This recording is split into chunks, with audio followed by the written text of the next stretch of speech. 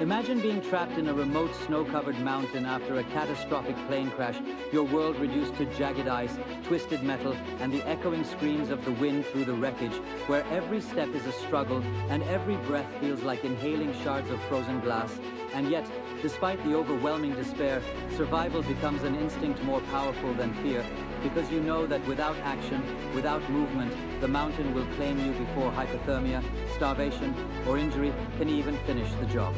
You wake up amidst the twisted fuselage, the once familiar cabin reduced to splintered chaos, and you are surrounded by the lifeless bodies of fellow passengers. A stark reminder of how merciless nature can be when combined with human fragility. And in those first few moments, shock blankets you like the snow itself, numbing pain and emotion in equal measure, leaving only the sharp clarity of survival instincts, where your mind calculates every possible threat and every potential source of sustenance. And as hours stretch into an eternity under the harsh, unyielding sky, you realize that help is not coming anytime soon,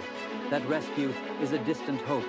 and that the mountain does not negotiate or delay. It simply exists, indifferent to human suffering, and in this frozen hell, you confront a chilling truth. The body cannot survive without calories, without hydration, and the environment offers none of the comforts of civilization, only a stark, unforgiving landscape that punishes every mistake and rewards only relentless determination.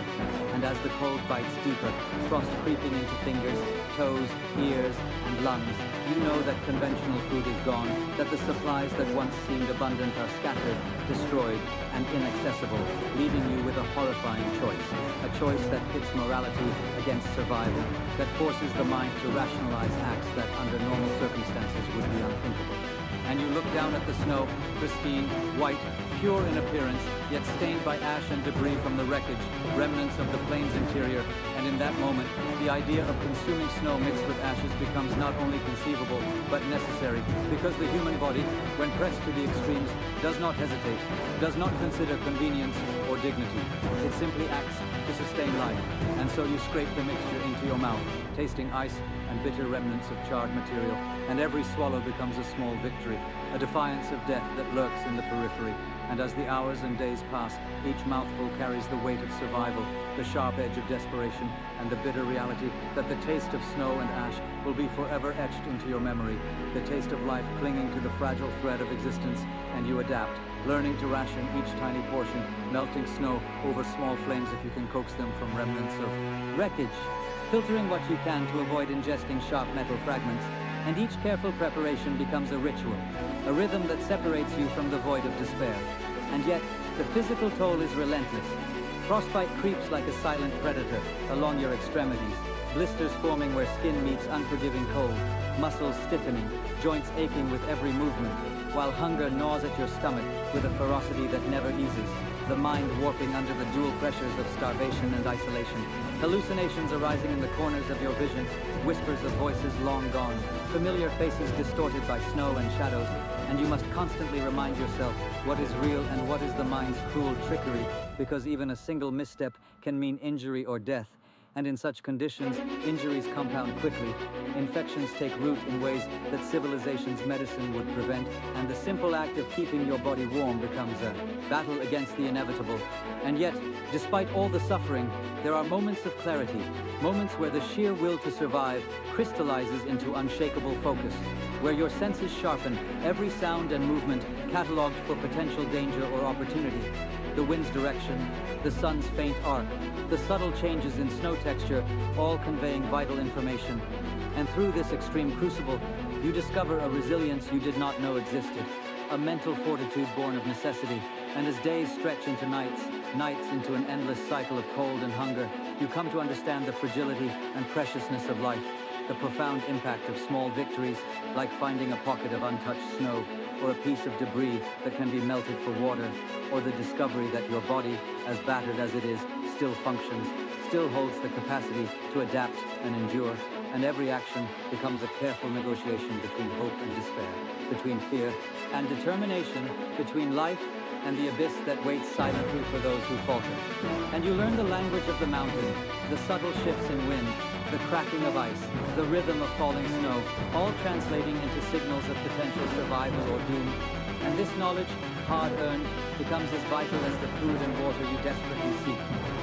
those long, frozen hours, consuming snow mixed with ash is no longer an act of horror, but an affirmation of life. A recognition that survival often demands choices that shatter preconceived notions of comfort and dignity.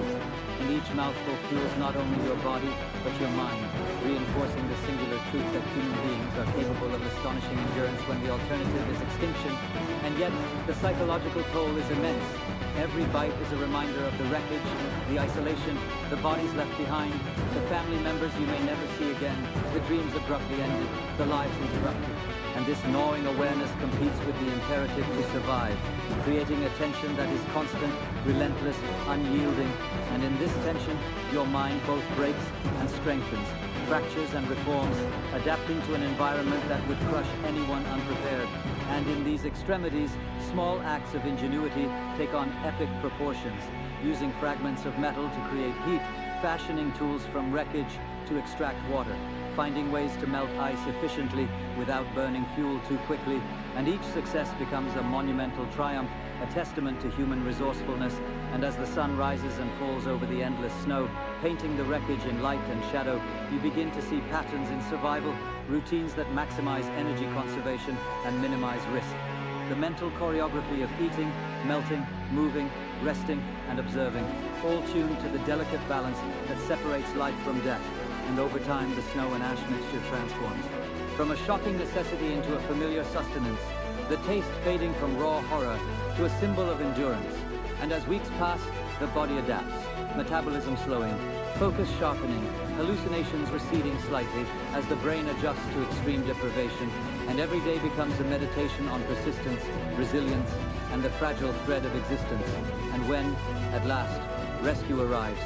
when the distant hum of engines pierces the wind, when figures approach through the snow, when warmth and civilization return, you carry with you not only the memory of the ordeal, but a profound understanding of life, of survival, of human limits, and the story of eating snow mixed with ashes, of facing unimaginable conditions with courage and resourcefulness, becomes more than just a tale of endurance. It becomes a testament to the indomitable human spirit, the instinct to live when all seems lost, and the realization that even in the bleakest, most unthinkable circumstances, hope, ingenuity, and determination can forge a path through the most merciless wilderness. And every detail, the frostbitten fingers, the frozen gusts that cut through layers, the bitter taste of ash, the silent whispers of hallucinations, the rhythm of survival routines, merges into a single narrative of courage and resilience that will stay with you forever. An unbroken thread of human tenacity woven through the snow, ash, and wreckage of a plane crash that could have ended everything, yet became a story of life, survival, and the extraordinary capacity of the human will to endure, adapt, and ultimately triumph against the harshest forces imaginable.